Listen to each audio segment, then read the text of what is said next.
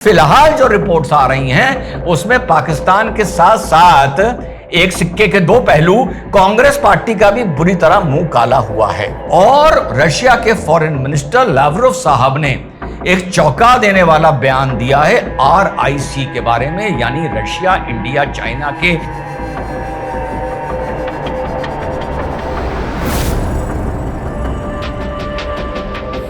Hello नमस्कार, सत श्री अकाल, अस्सलाम वालेकुम। कैसे हैं जनाब? पिछले कुछ दिनों में रशिया के दिमाग में कुछ चल रहा है।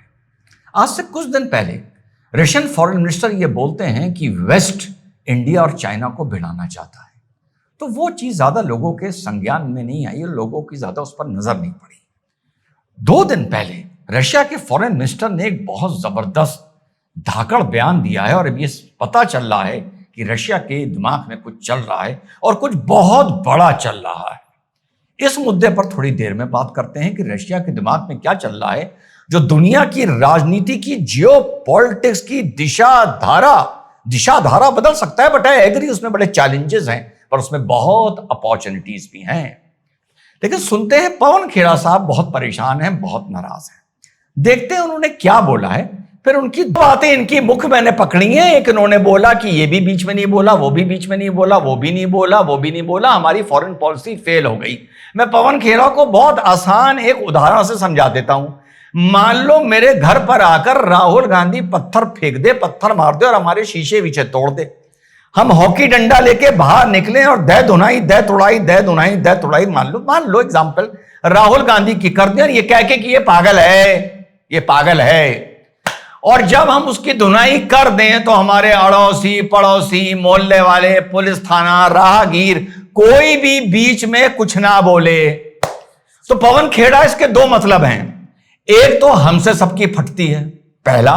दूसरा कि ये सब राहुल गांधी को पागल मानते हैं। मतलब एग्जांपल दे रहा हूं पवन खेड़ा कि ये पागल मानते हैं, इस मारे बीच में नहीं बोले और हम ठोक पीट के अपने घर में अंदर वापस चले गए। ठीक, तो ये हुआ है हिंदुस्तान और पाकिस्तान के संबंध में। जो राहुल गांधी का एक वैसे नाम ले लिया, पागल है, पत्थर मार दे, हम उसको कूट दें, सीरियसली मत लेना इस बात को, उदाहरण दे रहा था। अब भैया हिंदुस्तान पाकिस्तान में ये हुआ, हिंदुस्तान पे उसने बदतमीजी करी, उन्होंने हमारे साथ हमला किया, हम गए, हमने कूटा, मारा, फोड़ा, तोड़ा, खत्म कर दिया बात। किसी ने ना हमारे ऊपर सैंक्शन लगाए, ना बवाल हुआ, ना कुछ हुआ, ना कोई पाकिस्तान के साथ जाके खड़ा हुआ कि चलिए हाँ साहब हम हिंदुस्तान पर अटैक करने को तैयार हैं, हम एक अपना एक एक्सेस या अपनी एक जॉइंट सिंडिकेट बनाने को तैयार हैं। कुछ नहीं हुआ। इसके भी 2 मतलब हो गए। या तो दुनिया पाकिस्तान को आतंकी मुल्क मानती है पर बोला नहीं, जैसे राहुल गांधी पर नहीं बोला कि वो पागल है जब मैं उसे हॉकी से मार रहा था, उदाहरण दे रहा हूं फॉर एग्जाम्पल। और दूसरा ये कि पूरी दुनिया की हिंदुस्तान से फटती है। और तीसरा ये कि यार हम तो दोनों सबकी दुनिया की राय मांगने, समर्थन मांगने तब जाते जब अटैक होता और अपने जवाबी कार्रवाई से पहले हम जाते उनकी अनुमति और उनका साथ और समर्थन देने के लिए। और अगर वो हमें साथ ना देते तो हम अटैक ना करते। हमने तो पहले ठोक लिया, उसके बाद कोई हमारा साथ दे ना दे। पवन खेड़ा, तुझे समझ में नहीं आ रही थी, सीधी सी बात 2 तरीके से समझा दिया, फर्क क्या पड़ता है। और पवन खेड़ा ने जो आखिरी बात बोली तो भैया ये तो बहुत बड़ा मुंह काला कर सकती है पाकिस्तान का और कांग्रेस पार्टी का। एक साथ मुंह काला हो गया है कांग्रेस पार्टी का। जिस $1 बिलियन डील की बात पवन खेड़ा इतना चौड़ा होकर कर रहा है, ये निकई एशिया में सबसे पहले छपी, उसके बाद पाकिस्तान के बहुत से माउथपीस ने इसको सुनाया और कल रशिया ने एज ऑफ नाउ साफ मना कर दिया है कि ये फेक न्यूज है। हमारा पाकिस्तान के साथ स्टील प्लांट को लेकर कोई भी MOU साइन नहीं हुआ है। यहां पर मैं दूसरी बात कहता हूं, अगर हुआ भी है तो क्या फर्क पड़ रहा है। रशिया यूक्रेन की लड़ाई चल रही थी, इंडिया की सबसे मित्रता थी, रशिया से इंडिया ऑयल भी ले रहा था, यूरोप यूक्रेन को हथियार दे रहा था और यूरोप के कुछ देश रशिया से गैस भी ले रहे थे। तो इसे कोई फर्क नहीं पड़ता कि रशिया ने पाकिस्तान के साथ क्या डील कर दी, कोई फर्क नहीं पड़ता इस चीज का। लेकिन फिलहाल जो रिपोर्ट्स आ रही हैं उसमें पाकिस्तान के साथ साथ एक सिक्के के 2 पहलू कांग्रेस पार्टी का भी बुरी तरह मुंह काला हुआ है। अब आती है मेन बात। रशिया के दिमाग में, जैसा मैंने बताया भाई, कुछ चल रहा है। और रशिया के फॉरेन मिनिस्टर लावरोव साहब ने एक चौंका देने वाला बयान दिया है RIC के बारे में, यानी रशिया, इंडिया, चाइना के गठबंधन के बारे में। और उन्होंने यह कहा है कि यह गठबंधन में 20 हाई लेवल की मीटिंग्स हो चुकी हैं। गलवान के बाद बिल्कुल यह मामला ठंडे बस्ते में चला गया था, लेकिन कजान में प्राइम मिनिस्टर मोदी जी की और जिनपिंग की आमने सामने जो वार्ता हुई, बॉर्डर पर अब टेंशन कम है और हम तीनों को मिलकर एक मजबूत RIC बनाना चाहिए।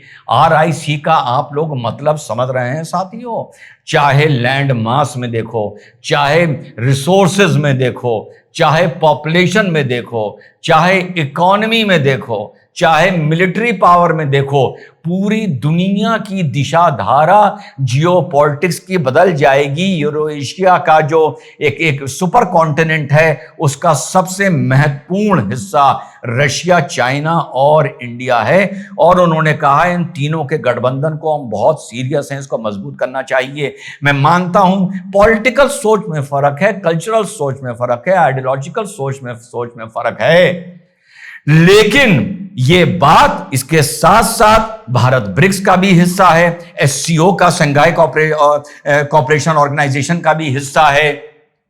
ये बहुत बड़ा बदलाव पूरी दुनिया में ला सकता है।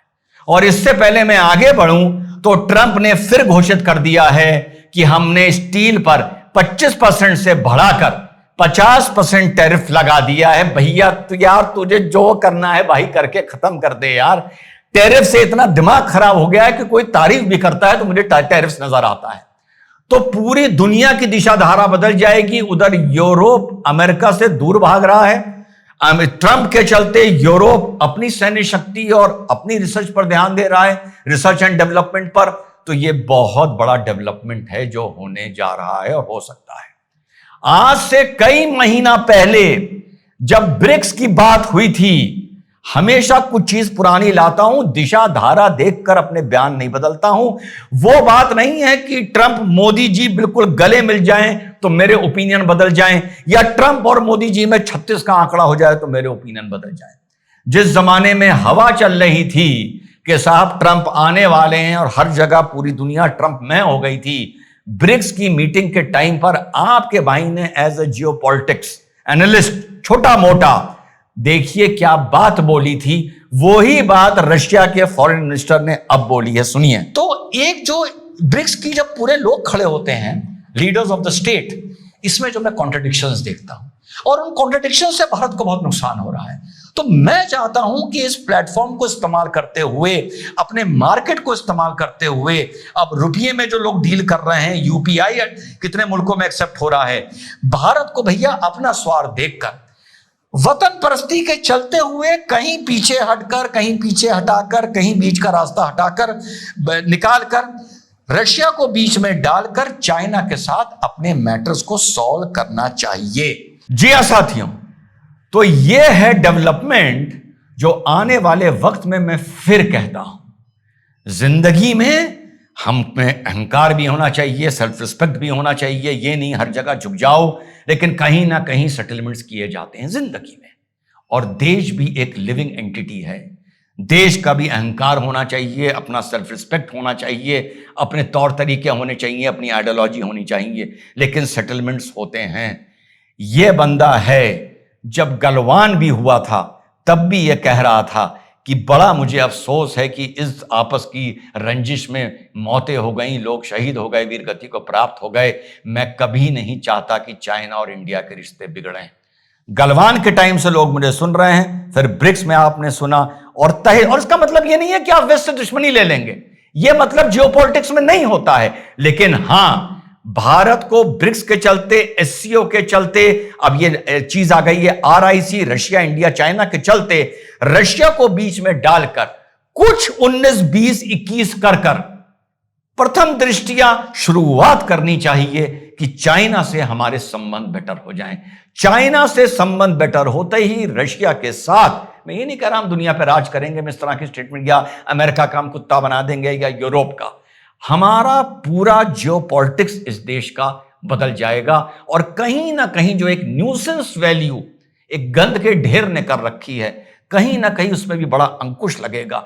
बहुत चैलेंजेस हैं इस बात में जो लावरोव साहब ने बोली है, लेकिन बहुत अपॉर्चुनिटीज हैं। कोई ना कोई इस बात से रास्ता भारत के लिए निकलना चाहिए। जय हिंद, वंदे मातरम, खुदा हाफिज।